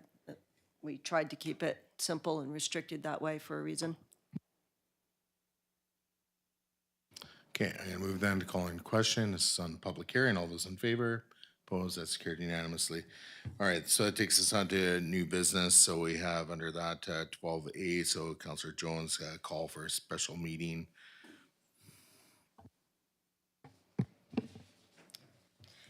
Thank you. That council directs staff to schedule a special meeting in October 2025 between CAO, Lasher, and council to discuss communication plans for keeping council informed, including but not limited to receiving progress reports on approved motions and ways that council members may provide input. Okay, is there a seconder to that? Seconded by Councillor Savage, and then for discussion, go ahead, Councillor Jones. Yes, well, first, just a welcome to our new CAO, Lasher. It's very nice to have you here, and it's been an extremely busy month for you so far, I know, getting acclimatized and also the UBCM conference. So we have a very busy time coming up also, and we haven't yet had time as a council to meet and just discuss these communication systems, and I think they are extremely important. So that is the reason for the motion. Thank you. Councillor Savage. Yes, I certainly support this. I think it is important. We're down now to our last year, and I think it'll be a good time to meet and discuss systems and communications and so on, and how we'd like to see things moving forward. I think it's very important. As I say, we're into our last year, so every month, every week counts. So I certainly support it. Thank you. Okay, Councillor Mundell. I may not be supporting this based on the fact that we've scheduled or slated this for October. I think and I'll speak for myself included, I don't know that I have capacity to add another meeting to my schedule, at least for October. I could probably make that work for November if council was willing to entertain that, and maybe that would give our new CAO a little more time to prepare and review. I mean, some great work was done by our interim CAO around the list of things that had been started and were being monitored. But just to give her a little more time, and also again with our other meetings, adding another one in October is a bit more difficult for me. I'll again, speaking personally, so my preference would be that we change the month to October or November. Okay, so I've got myself down next, and then back to Councillor Jones. You know, like right away through the council, there's already a staff recommendation listed there, and it just says this item be deferred to 2026. It'll also have to focus on current priorities as resources are not available right now. So there's already a recommendation to the council. So this is one of these things, council wants something, staff might not be able to deliver on that at this time. So we're at a bit of a crossroads on how we move forward. I support the position of staff. I know how busy CAO Lasher is, and there's lots of things on her plate and our senior administrator's plate at the moment, and to add another meeting, as Councillor Mundell's already indicated, is just, it's going to be a lot, even in November. The way I see this moving forward, if we're going to move forward on some form of meeting, would be to tie that into maybe a bit of a strategic planning session, because I think this council really needs to start getting really focused on what things of our tall list of items we want to get focused in on and completed by the end of the term. So I would suggest, you know, we'll see where this goes. We're also missing a member of council. I don't know how busy Councillor Lerner's schedule is. I know he's a fairly busy guy, but you know, to try and accommodate another meeting is going to be difficult, I think, for everybody. Again, we're going to be starting our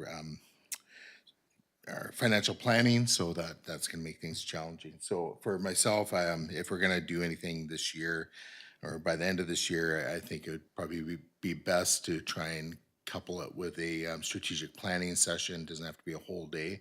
But I think we do need to, as a council, get really focused on how we're going to deploy our resources with our resources or staff giving us the feedback on what time they have to offer.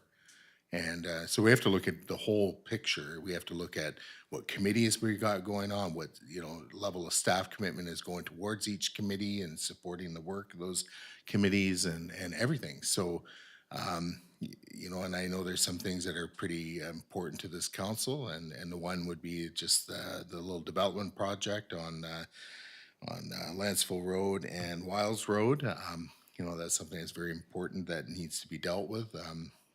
So, we have limited resources and we have to recognize that. Again, we have a staff recommendation highlighting that. They don't, have time. And maybe we can get some of their, higher level reports that the interim CEO Topham was providing to council. But above and beyond that, I think we have to be careful how much we're putting on our staff, because there's a lot of work right now for staff. We have a major development application in right now that's coupled with potentially having to do a local area service for the winds again. These are big time suckers that we have to be looking at. So there's other things on the horizon as well, like the long-term care facility and the work that's going to be tied into that for potentially for the district, even for council. So I'll leave my remarks there. I don't, I'm not necessarily down on the idea of meeting with our CEO and trying to figure some things out, but to call another meeting, that's not tied strictly to strategic planning I just can't support at this time. So Councillor Jones. Yes, thank you. So CAO Lasher and I had a moment to talk about this. We were in another meeting earlier on, not related topic, and she had misunderstood the intent of the motion, and that is why the staff recommendation was to not meet until the new year. With the clarity then as to what the motion is, just as it stated, her suggestion was that we meet for an hour on the 16th. Did I get that correct, CAO Lasher? Before the financial plan meeting. So if that is acceptable to Councillor Mundell, that would be a time. It's short, I know, and I agree. Strategic priorities meeting is a longer one and should go a little bit later on in the time frame. But this will allow us to discuss some key systems for communication, and we should be able to knock it off in an hour. Thank you. Yeah, CEO Lasher, go ahead. Counselor is correct. We did talk and we agreed that next week, Wednesday, 5 to 6, we would talk about strategic priorities specifically for the CAO, because the CAO does need direction on strategic priorities, as does the Director of Finance, to build the budget. So to have that discussion between 5 p.m. and 6 p.m. next Wednesday, the 16th, and then to talk about the budget right after would be a little more efficient, if council's available. Okay. So I'm kind of hearing conflicting things here. Sorry, the 15th, mistake. Is it the 15th? It's October 5th. Yeah. So just the way the motion is written, it is to discuss communication plans. That is different to discussing strategic priorities, two different things. So, really through the council, if we're gonna meet, what is it for? What is the purpose? If it is for strategic priorities, is an hour going to be enough? And I think council knows, like, all the things that are kind of on the burner at the moment. Is that going to be enough time to hash it out, to give clear direction to staff, or should we be trying to somehow to extend that out to a couple hours? Because I know there's going to be probably lots of input around, how we're going to be moving forward with some what's you know, on you know what's on the burner essentially. So you know, in terms of communication plans, like CEO Lasher has only been here for, you know, I think she's in her 4th week now, and you know, I think hasn't had even really any time to devote towards communication strategies with council or even to present anything. So you know, we I think we have to respect that. You know, we have a professional that's leading our administration, and will be bringing things forward to, you know, communicate out more to council. Just as when we had interim CEO Topham with the organization, you know, he did a similar. Well, he basically started communicating out to council in various ways as well. So, so I guess really, what is it, council? Are we talking about strategic priorities? Are we talking about, you know, trying to, you know, like without our CEO even have an opportunity to start communicating with us or leading that, we're going to now enter already into a discussion on that. So I guess that's really where we're at. So go ahead, Councillor Savage. Yes, well, I think priorities would cover it, and that way if it's someone's priority to work on communication systems, they can bring that up at this time. But the word priorities means what's important to each councillor. I think it's very important to meet our new CAO and so she gets a sense of where our direction's going. And priorities to me would include a communication, if that's what one council's priority is to find out preferred methods of communication. It can be a very short topic.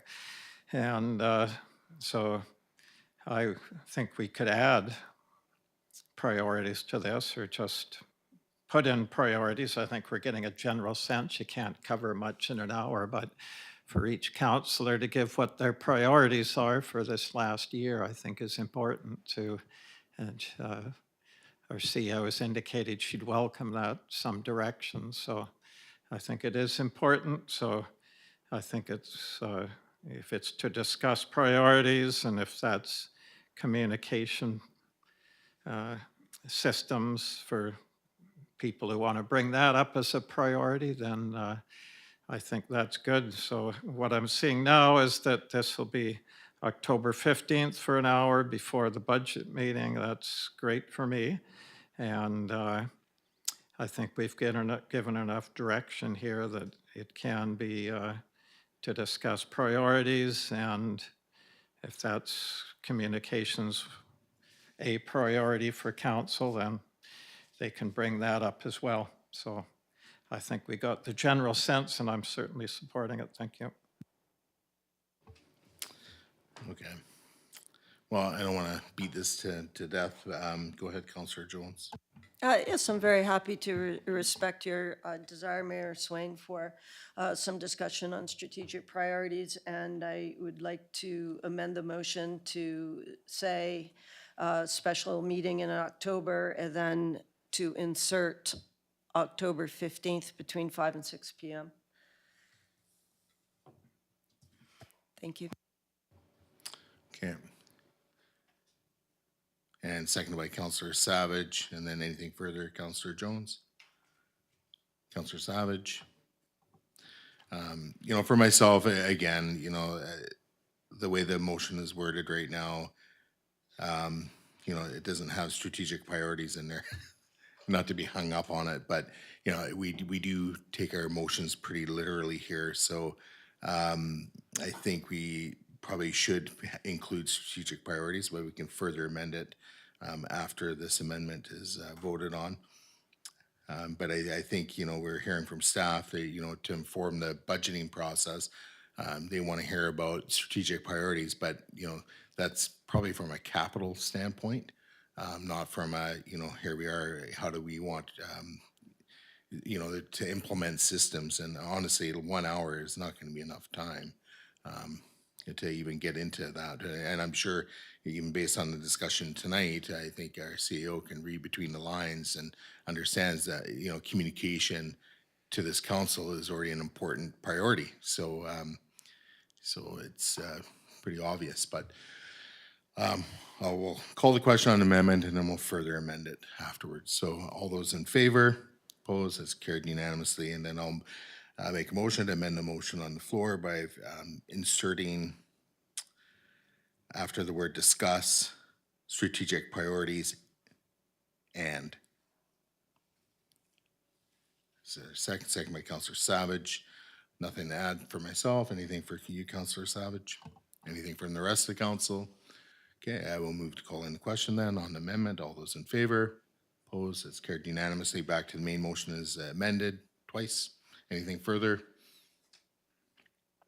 Okay, hearing nothing, I'll move to call in the question then. All those in favor? Opposed? That's carried unanimously.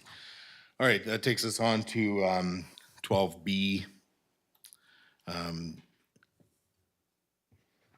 Councillor Lerner is not here this evening and we are marching on in time. I would recommend we just leave this on the floor because we need to get to the next motion, which is a late item, which is fairly time sensitive. And we still need to leave ourselves a good hour and a half for the in-camera. So Councillor Jones. Yes, I can suggest that we can deal with this in under 5 minutes. Councillor Lerner, as we started discussion on this at the last meeting, Councillor Lerner said he is all right with his motion being defeated and the replacement motion that I had being addressed by council. So to make things quick and easy, I have printed out that replacement motion, and my suggestion tonight would be that we move through this pretty quickly, defeat the motion on the floor, look at the replacement motion, and consider it. Thank you. Okay, for myself, I don't know if that's going to be necessarily a quick process because I don't even can't even remember the replacement motion and I don't have it. I don't think, I think this is probably something that could wait until our next meeting. And again, we got lots we got to get through in camera. So unless it's very urgent, I would suggest we just move on. Councillor Savage? Yes, could I ask we put it to a vote, please, because we did approve the agenda at the start of the meeting as the proper process. So if we want to postpone a thing, we vote on it. Sure. So there's no motion on the floor per se, but what the recommendation, sorry, what I'll put out there is that that 12B, the Copley Parks amenities motion, be referred to our next council meeting. All right, due to lack of seconder, that fails. So let's just get the motion on the floor. That council report back to council, or sorry, that staff report back to council on the estimated costs as part of the 2026-2030 financial plan process so that a final decision can be made about costs. Is there a seconder? Second by council, sorry? Yeah. I'm sorry, are you reading the motion from Councillor Lerner, 12B? Yeah. So I'm just getting it on the floor so it can be defeated.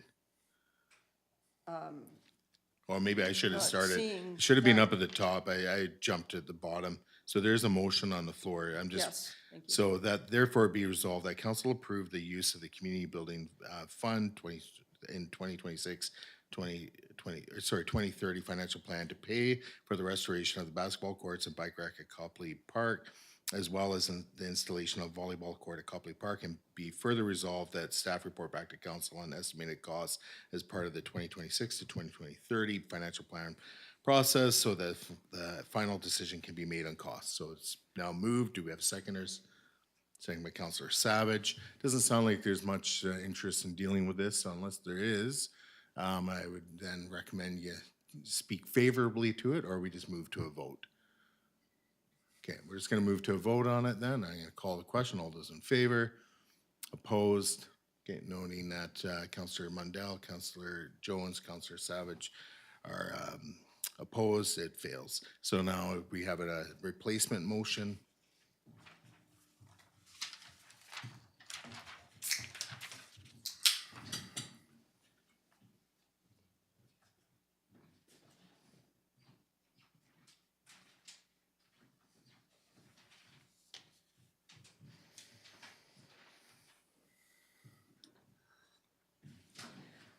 Thank you. Can I read the replacement Yeah, go motion? ahead. Great.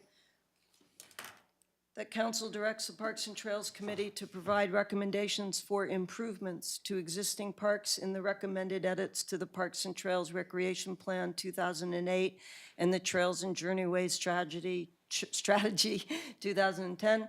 And further that after the recommendations are presented to council, that staff seek public input on improvements to Lantzville parks through surveys, the community update, and other public engagement systems.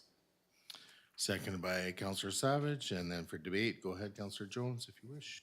Yes, this is simply to recognize that this work is being done, taking a look at all of the parks and just coming up with some, basic comments in terms of the state they're in and the kinds of uses that may be of interest. But ultimately, whatever is done will cost some money. And in my opinion, I'm uncomfortable putting funds towards one park without residents being able to weigh in on what they would like to see in the community. And we do have a number of parks in Lantzville. So this allows the Parks and Trails to complete their work, which is nearly done, which hopefully will be a helpful planning document. And then it also directs that we go to public input with a survey and get some further details from residents in terms of what they are interested in. This hasn't been done since 2008. Quite a nice survey was done then. But given the time period that's lapsed and the fact that we do have some additional parks, I think it is worth going to residents and seeking their input before we start putting out sums of money in a budget to one particular area. Thank you. CEO Lasher. Could we talk about this during our budget sessions, because this is a budget item?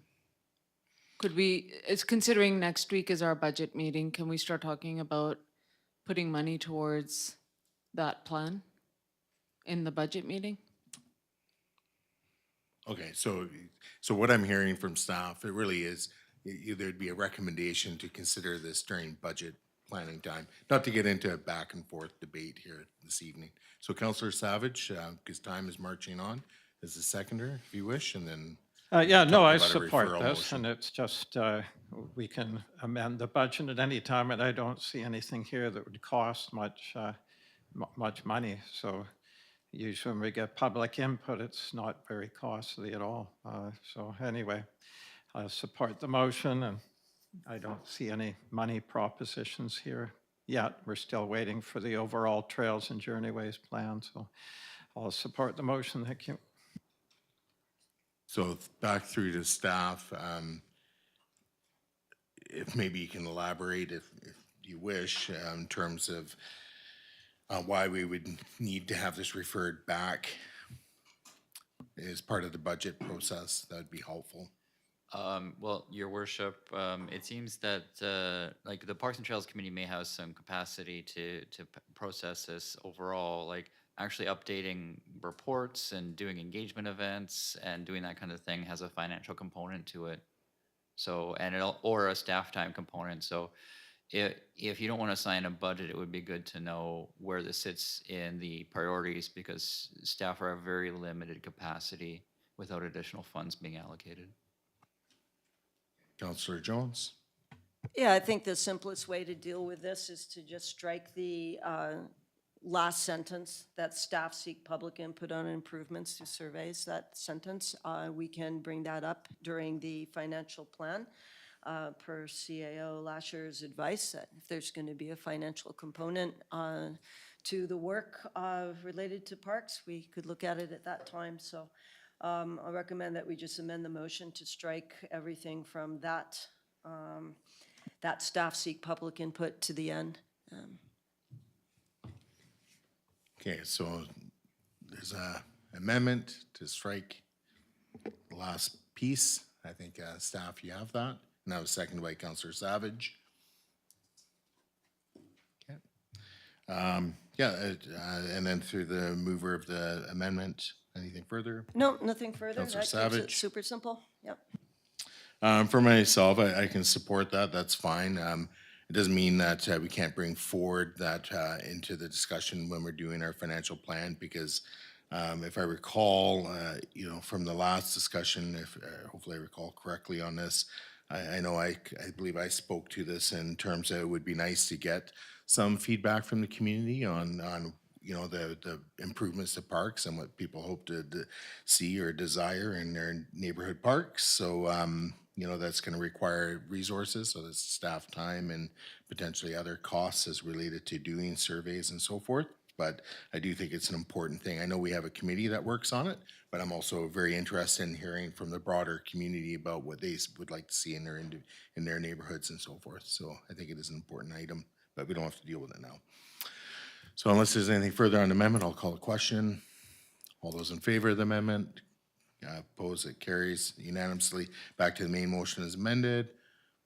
Gonna move to call in question. All those in favor? Opposed, it's carried unanimously. All right, that takes us on to the late items. So we can go through the rigmarole of the late item, accepting that if council wishes. I believe council should have received all this via email. And the late item has to do with the Regional Parks and Trails Service Regional Parkland Acquisition Loan Authorization Bylaw number 1961/2025. So we can vote on it to treat it as a late item. Well, let's just do that. Why not? I'll call the question on treating this as a late item. All those in favor? Opposed? That's carried unanimously. All right, I'll just get the motion on the floor that the council of the District of Lantzville consents on behalf of the electors to the adoption of the Regional Parks and Trails Service Regional Parkland Acquisition Loan Authorization Bylaw number 1961/2025, and further that the Regional District of Nanaimo will be notified accordingly. Is there a seconder to that? Second by Councillor Savage. Through the council, in the information that was sent out, this is speaking specifically to Hamilton Marsh, acquiring that land. A lot of this discussion has been in camera at the RDN because it is land acquisition, and that is an item that is dealt with in camera. And then there was a motion to rise and report, and here we are with respect to moving forward on this particular item. If you go to the materials on page, where is it here?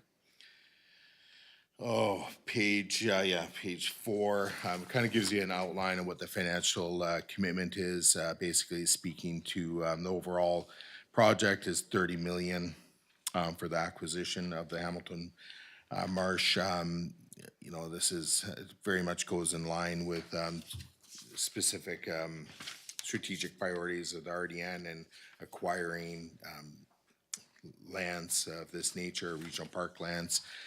When you go into how the purchase will be funded, this is important to note. There's 21.2 million that's going to be from long-term borrowing, but part of the purchase agreement is that we have to, as the RDN, come up with 7.5 million from external fundraising. So that could be donations, could be from organizations that give money to these sorts of projects and preserving parkland. So 7.5 million is what needs to also happen, and if we run short of that, I'm not sure what will happen, but people feel pretty confident we should be able to achieve the 7.5 million in external fundraising. When we go to the bottom of page 4, it does outline basically what the financial commitment is for the 20-year repayment of these loan monies. And then when you go specifically to District of Lantzville, it's about 45,000 annual debt repayment. If you go to the last column where it has annual debt repayment per average household, we're basically we're the second, make sure it's not on that page, but we are the second highest, second to Nanoose for the average cost per household, but that's largely based on the assessed values of being higher in Lantzville as well as in Nanoose. And that's why we have an average or higher average cost per household. But other than that, I think this is something that the RDN has been after for a very long time. This spans many boards, and it will be an important parkland acquisition for the region. So that's all I've got. Councillor Savage, if you wish. Yes, I would highly recommend supporting this. Going back to the 90s, the RDN has been incredibly good stewards of acquiring parkland, and they've been loyal to regular acquisitions. That's why we have so many unbelievable regional parks throughout the area, and they're well distributed geographically wise. And for this one, it's close to Nanaimo, and I think it's important that with their big population, 100,000 people, that they have parkland close to them. And I've heard reports of this land, and it's quite beautiful, wildflowers and so on. So it's highly recommended, and the money is comes and goes, but when you look back, I mean, you could make that argument every time they have a park acquisition that you could spend the money on something else, but when you look back on their body of work, that's how we acquire so much green space, and it's the major legacy we leave behind as to the makeup of our land, you know, as time goes on. So I highly recommend supporting it. Thank you. Councillor Jones. Yes, I fully support this, and thank you to the RDN for being such good stewards when it comes to the acquisition of parkland. This area, I believe it's the marsh, Harwood Marsh, correct? The area? Sorry, Hamilton Marsh. Hamilton, Yeah. Hamilton Marsh, thank you. So, very important area for biodiversity, for water management and wildlife and so on. Just to give this in context, this would cost every household, not person, every household in Lantzville $24.25 a year for 20 years. So that's basically 3 cups of coffee at Starbucks a year for 20 years. I think we can afford this. Fully support it. Additional speakers on this one? Yeah, and some folks in Lantzville will spend a little bit more than $24. It just comes down to your assessed value. So, you know, and if you're below that $1.1 million price tag on your house, you're not gonna get hit as much. So it's all proportional to your house value. So, but it is an important purchase, especially if you value, you know, to acquiring and keeping these environmental assets. So, and that's very much how I believe it's being viewed, as it's a major environmental asset. So. All right, I'm not hearing anything else. I'll move to calling the question then. All those in favor and opposed, that's carried unanimously. Yeah, and like I said earlier, a lot of this stuff is being in camera. It's for a long time. And as Councillor Savage alluded to, it does go back. I think I've heard reports of 30 years, so it's a fairly large accomplishment. All right, so that takes care of all that fun stuff. So we're on to public clarification. We got nobody in the gallery. Anybody remotely registered? Nobody, thank you. Sorry, I should have asked any notices of motions or other late items. Okay. All right, so I'll make that motion to close the meeting so that the regular meeting of council will be closed to public pursuant to sections 91A, C, D, and K of the community charter. Is there a seconder to that? Second by Councillor Savage. I'll call the meeting. All those in favor, opposed, that's carried unanimously. And we'll just take a 5-minute recess, so we'll reconvene at 8:08.